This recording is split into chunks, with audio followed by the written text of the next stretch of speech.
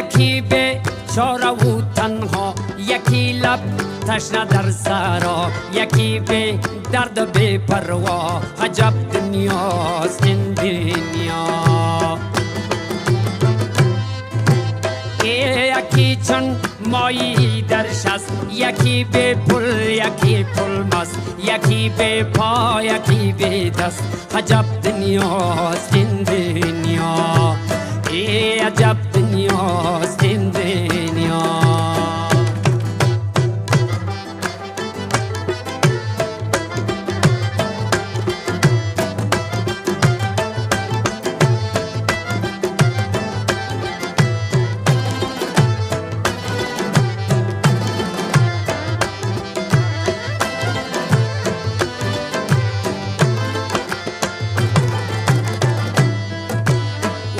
یکی از آدمی دور است، ز ثروت مست و مغرور است، به فکرش از خدا زور است. عجب دنیاست این دنیا. یکی در قید زندان است، زی اعمالش پشیمان است، دلش لبریز ارمان است. عجب دنیاست این دنیا. عجب دنیاست این دنیا.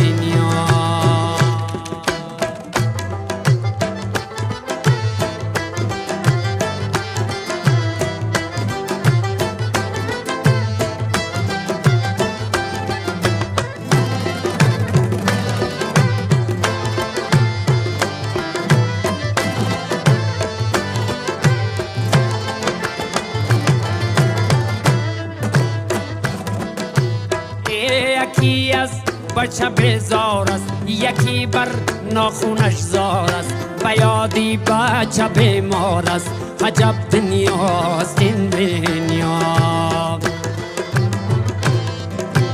او یکی دور از وطن باشد، چو گل دور از چمن باشد، که جانی جور ز تن باشد. عجب دنیاست این دنیا. عجب دنیاست این دنیا.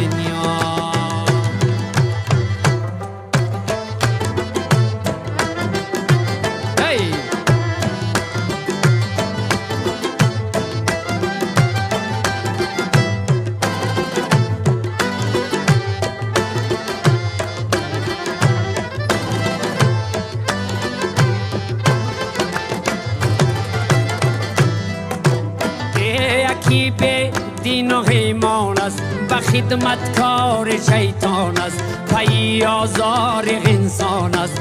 عجب دنیاست این دنیا. یکی از عشق دیوانه، میانی مردم افسانه، یکی به کوی و به خانه. عجب دنیاست این دنیا. عجب دنیاست این دنیا.